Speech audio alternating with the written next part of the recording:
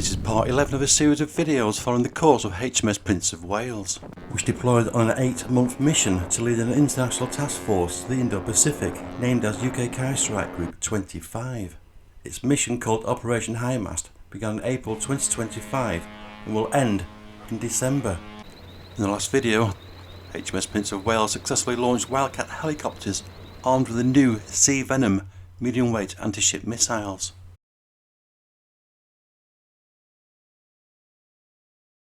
On September the 12th, HMS Richmond and USS Higgins disengaged from the British-led Carrier Strike Group and transited together through the Taiwan Strait. China's military response was immediate and condemned the sailing of a US and British warship through the sensitive Taiwan Strait, saying it ordered naval and air forces to monitor and warn the two ships.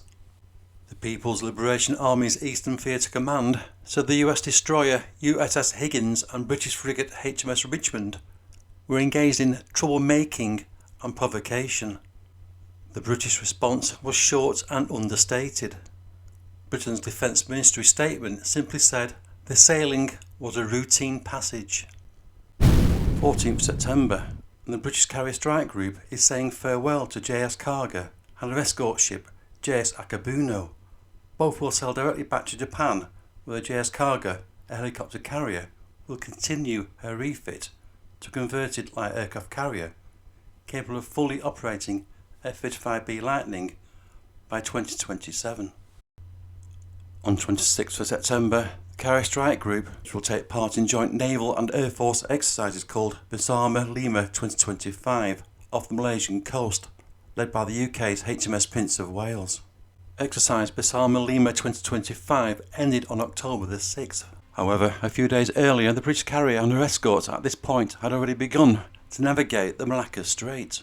This is where we left part 10 of the previous video.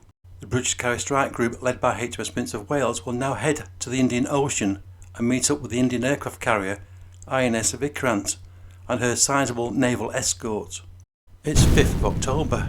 United Kingdom's Carrier Strike Group, led by HMS Prince of Wales aircraft carrier, joined with the INS Vikrant carrier battle group.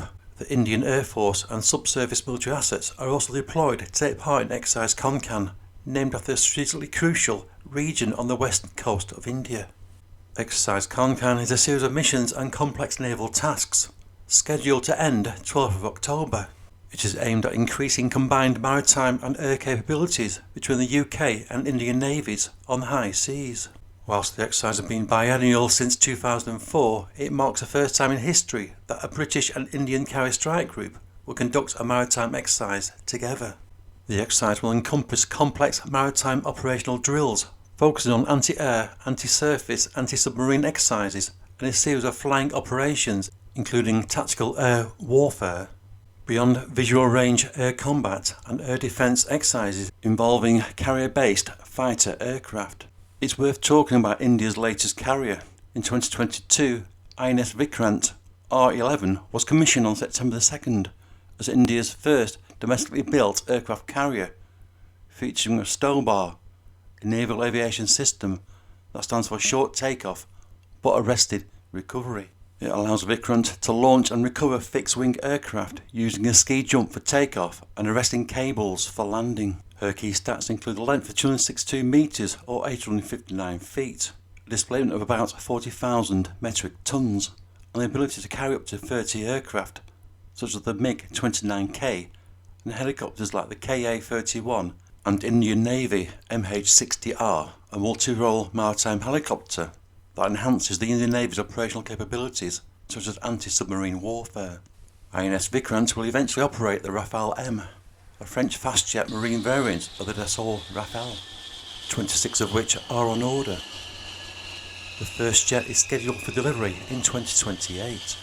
In the 2030s, India will operate her own designed and built carrier-based aircraft, the HAL twin-engined deck-based fighter, simply known as a TED-BF. Currently under development, it leaves the operational future of the MiG-29K in doubt, although an extended life programme is under consideration due to some delays in the HAL TED-BF development. HMS Prince of Wales and her Carrier Strike Group spent 4 days exercising with the Indian Navy. On the 8th of October, the British carrier visited Goa, and HMS Richmond visited Mumbai. On the 12th of October 2025, HMS Prince of Wales departed Goa and with her strike group set a course across the Arabian Sea.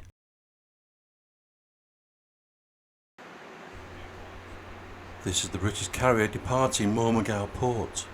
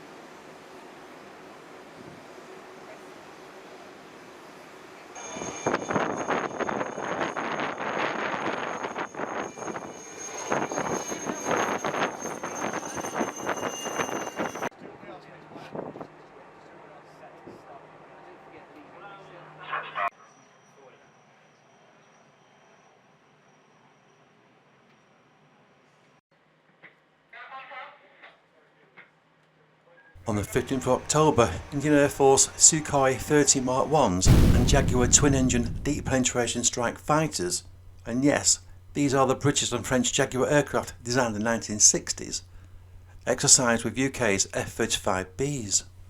British and Indian pilots clashed in mock dogfights over the Arabian Sea. The flying exercise saw 6 F-35B Lightning II aircraft from 617 Squadron operating from the carrier, forming a defensive screen against an attacking force of 12 Indian Air Force jets, which conducted a simulated attack on the British aircraft carrier, comprising of 8 Su-30 Mark 1 flankers and 4 Jaguar strike aircraft, also supported by an Ilyushin 78 aerial refuelling tanker.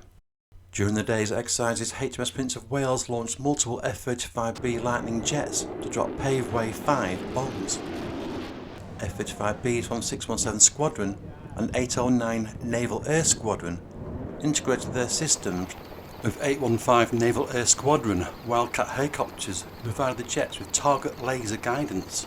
All bombs successfully hit their targets.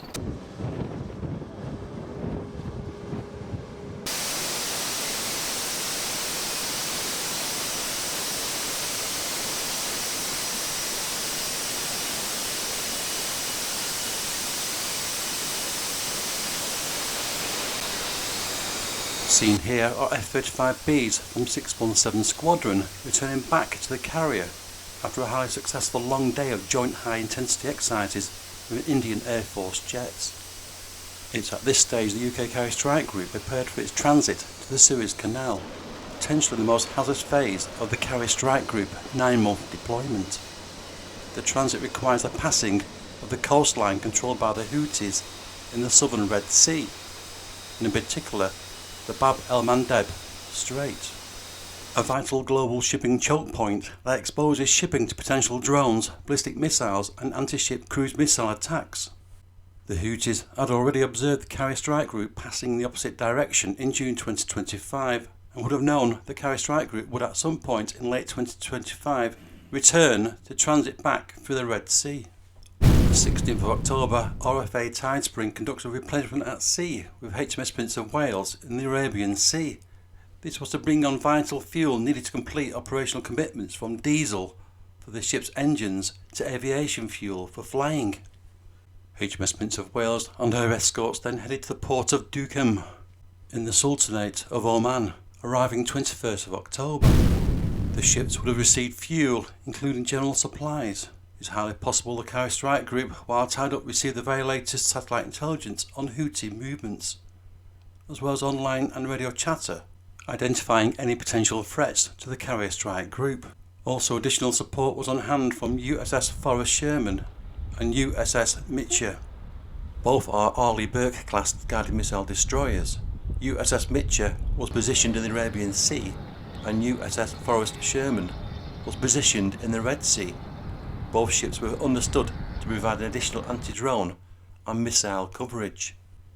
The Carrier Strike Group departed the port of Duqm on the 22nd of October to conduct an exercise with partners called Bahar Guardian in the Arabian Sea. Not much detail was released, but it was likely preparation to transit the Red Sea. On the 24th of October, HMS Prince of Wales finally waved farewell to the Japanese destroyer JS Akabuno, which had joined the Carrier Strike Group in early September 2025. Her mission ended as the Carrier Strike Group prepared to enter the Red Sea. It is unusual for a Japanese destroyer to deploy so far away from home waters, a sign of ever-increasing partnership building between the Japanese Navy and Royal Navy. JS Akabuno, on passing HMS Prince of Wales, and with great symbolism, hoisted the Union flag, out of courtesy and respect. On leaving the Carrier Strike Group, the Japanese destroyer received fuel from RFA Tidespring for her journey back to Japan. And interestingly, USS Mitchell also received fuel, confirming her presence in the Arabian Sea. On the 25th of October, the UK Carrier Strike Group, led by HMS Prince of Wales, entered the Gulf of Aden. Ahead was approximately 720 kilometres or 388 nautical miles was the Yemeni coastline and the approaches to the Strait of Bab el-Mandeb, controlled by the Houthis in the southern Red Sea. It's likely for the following 36 hours the southern Red Sea would have become the most intensely watched and radar scanned area on the whole planet.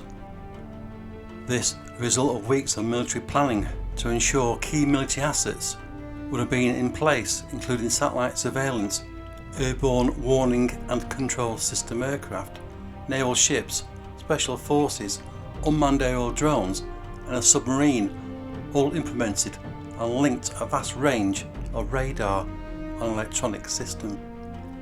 On the 26th of October, the Carrier Strike Group began its approach to the Strait of Bab el-Mandeb. This will funnel a fleet of ships into a stretch of water only 26 kilometres wide or 14 nautical miles.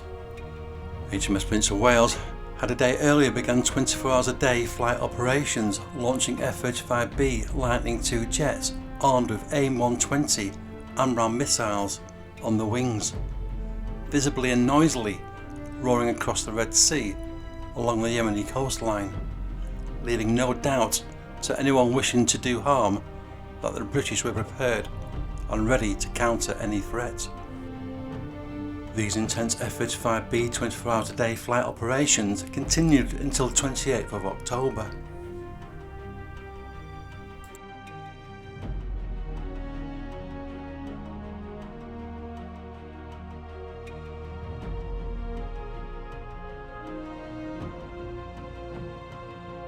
At some point during the 26th of October 2025, the UK Carrier Strike Group, led by HMS Prince of Wales, passed safely through the Bab el-Mandeb Strait and past the remaining coastline controlled by the Houthis in the southern Red Sea. On the afternoon of 29th of October, after completing a 1700 kilometre transit across the Red Sea, the Carrier Strike Group began its approach to the Suez Canal, with the whole Carrier Strike Group finally entering the Mediterranean Sea 30th of October. The UK Carrier Strike Group headed to Suda Bay, Crete, for a planned logistics stop. On my next video, we will follow the Carrier Strike Group as she begins a series of extensive exercises under the command of NATO and breaks some new records. Thanks for watching.